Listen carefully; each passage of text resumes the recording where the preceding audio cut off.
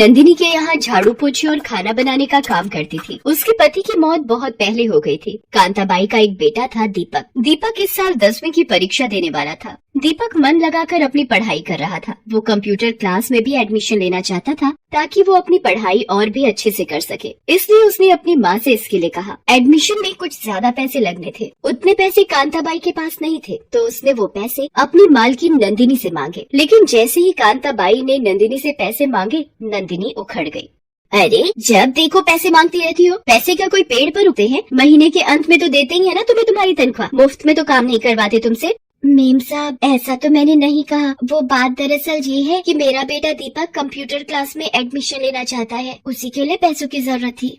नंदिनी ये सुनकर तो और भी आग बबूला हो गई। वाह वाह वाह वाह वाह, ये लो, इसे कहते हैं जेब में फूटी कौड़ी नहीं और सपने देखेंगे 5 स्टार में पार्टी के। देखो कांता, तुम्हें बुरा लगे या भला, लेकिन सच बोलने में अगर किसी को बुरा लगे तो मैं क्या कर सकती हूँ? मैं समझी नहीं मेम साहब।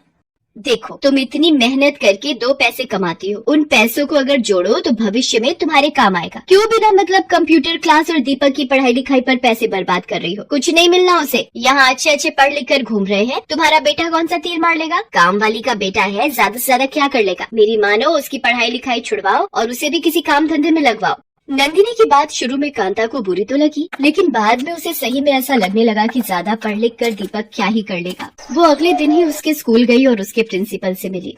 जी सर, मैंने बिल्कुल तय कर लिया है। आप उसका नाम स्कूल से काट दीजिए। अब दीपक आगे नहीं पढ़ेगा।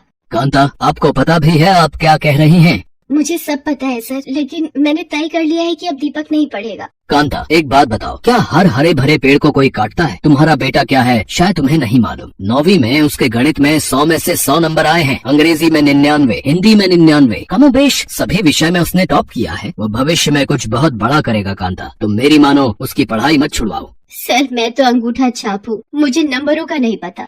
लेकिन पता नहीं, आपकी बातों पर भरोसा करने का दिल करता है।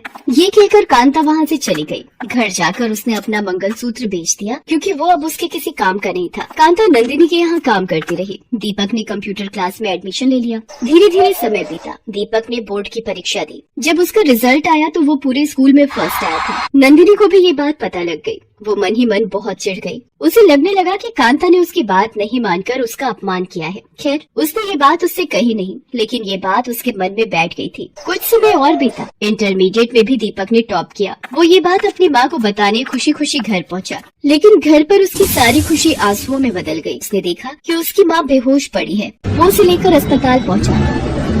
आपकी माँ को मेजर हार्ट अटैक आया था। आप कुछ देर और करते तो शायद हम उन्हें नहीं बचा पाते। अब आपको अपनी माँ का बहुत ख्याल रखना होगा। अभी कुछ दिन उन्हें आराम की सख्त जरूरत है। कुछ दिन बाद कांता अस्पताल से आ गई। वो फिर से काम पर जाना चाहती थी, लेकिन दीपक ने मना कर दिया। नहीं माँ, अब तुम काम पर नहीं जाओगी, मैं काम करूँगा। अरे, ये कैसी बातें कर रहे हो? अभी तो तुम्हें बहुत पढ़ना है, आगे बढ़ना है। नहीं माँ, मुझे जितना पढ़ना था मैंने पढ़ लिया। अब मुझे तुम्हारी देखभाल करनी है।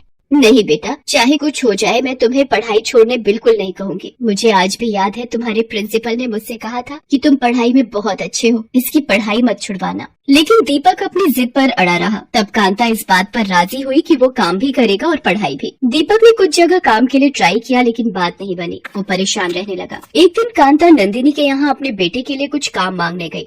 मैंने तो तुम्हें पहले ही कहा था कि बेटे को काम करने कहो। तुम्हें ही उसे पढ़ाने का शौक चढ़ा था। अब क्या हुआ? सारे शौक उतर गए? मेम साहब, वो पढ़ाई नहीं छोड़ रहा। वो दिन में काम करेगा और रात को पढ़ेगा।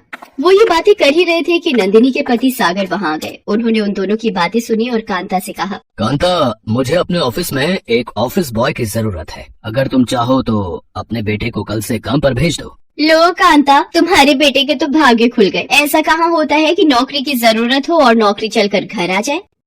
दीपक नंदिनी के पति के ऑफिस में काम करने लगा। पूरे ऑफिस की सफाई, गेस्ट के लिए चाय बनाना और पिलाना और इधर से उधर फाइल पहुंचाने का काम था उसका। वो सारा काम बहुत मन लगाकर करता। ऑफिस में जब उसे समय मिलता तो वो पढ़ाई में लग जाता। ऑफिस से छूटने के बाद इवनिंग कॉलेज में जाता। एक दिन की बात है, ऑफिस का काम खत्म करके वो अपने इवनिंग कॉलेज की ओर जा रहा था। तभी उसने रास्ते में देखा कि कुछ दिनों से जहाँ रोड निर्माण का काम चल रहा था, वहाँ काफी भीड़ है। वो वहाँ गया तो उसने देखा कि एक आदमी वहाँ खड़े कुछ इंजीनियरों को गुस्से में डांट रहा है।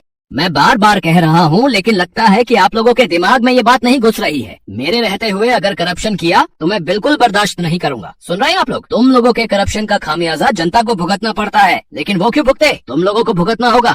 उसके बाद वो आदमी वहाँ से सड़क निर्माण के कुछ मटेरियल को उठाता है।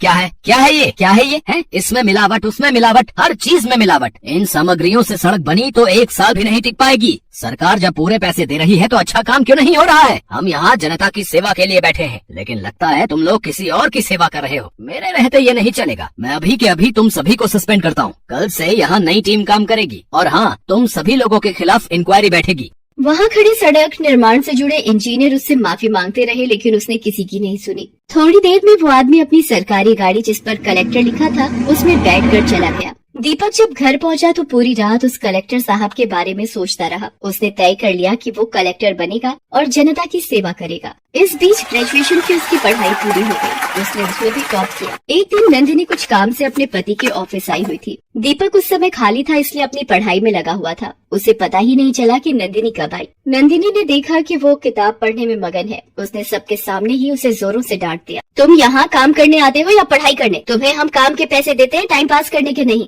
मेम साहब, वो खाली था इसलिए पढ़ने लगा, मुझे माफ कर दीजिए। ऐसा क्या पढ़ रहे थे, जरा मैं भी देखूं तो। उसके बाद उसने दीपक की किताबें उठा ली। वो IAS की तैयारी की किताबें थी। उसे देखकर नंदिनी फिर से भड़क गई। देखो, सपने देखना बुरा नहीं, लेकिन औकात में रहकर ही सपने देखने चाहिए। ज्यादा उड़ोगे तो मुंह के बल ऐसा गिरोगे कि किसी को मुंह दिखाने लायक नहीं रहोगे। नंदिनी की बात दीपक के दिल में चुभ गई। उस दिन के बाद वो ऑफिस में तो पढ़ाई नहीं करता, लेकिन अब उसके सपने और मजबूत हो गए थे। आखिरकार उसकी मेहनत रंग लाने लगी। पहले उसने प्रारंभिक परीक्षा पास की, फिर मुख्य और उसके बाद इंटरव्यू में तो उसने झंडे गाड़ दिए। जब उसका रिजल्ट आया तो IAS परीक्षा में उसकी ऑल इंडिया रैंकिंग 3 थी। दीपक ने ये बात अपनी माँ को बताई। मुझे तो पता था कि तू कुछ बड़ा करेगा, बहुत बड़ा। पहले तेरे प्रिंसिपल ने मुझसे ये बात कही थी बेटा। सब तेरा आशीर्वाद है माँ। तू ही मेरी हिम्मत है, तू ही मेरी सफलता, तू ही मेरी प्रेरणा। हर अखबार और न्यूज़पेपर पर उसकी कामयाबी की चर्चा हो रही थी। नंदिनी को तो विश्वास ही नहीं हो रहा था कि एक कामवाली का बेटा कैसे कलेक्टर बन गया, क्योंकि उसने तो पहले से ही तय कर रखा था कि कामवाली का बेटा तो ड्राइवर या चपरासी ही बनेगा।